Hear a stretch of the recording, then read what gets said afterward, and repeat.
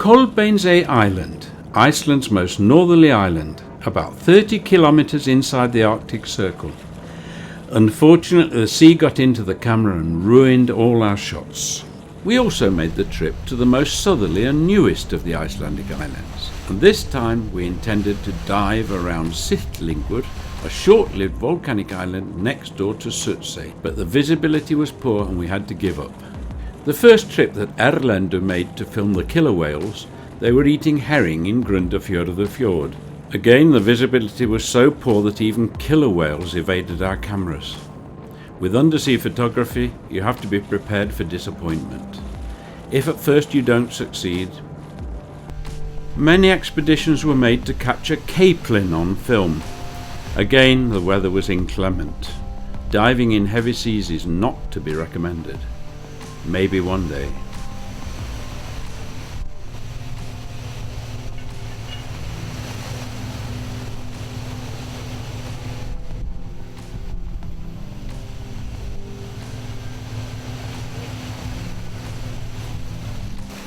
On our trips, it's not uncommon for dolphins to come along and say hello. They get up to all sorts of tricks, including racing with our boat.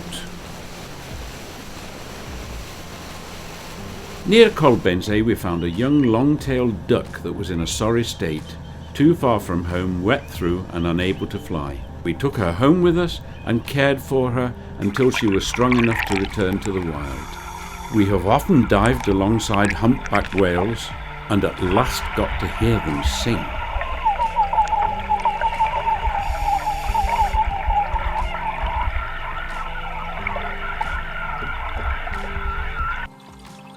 On trips like this you can become buddies with a harbour seal.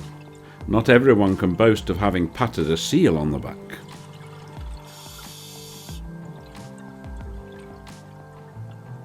We have made personal friendships with the wolffish and been given the privilege of being introduced to his family.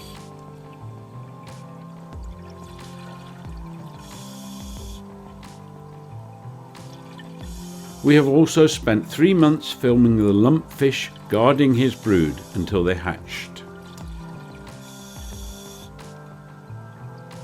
And we got to see an undersea butterfly, a tiny, elusive but beguiling creature that few have been lucky enough to cast eyes on.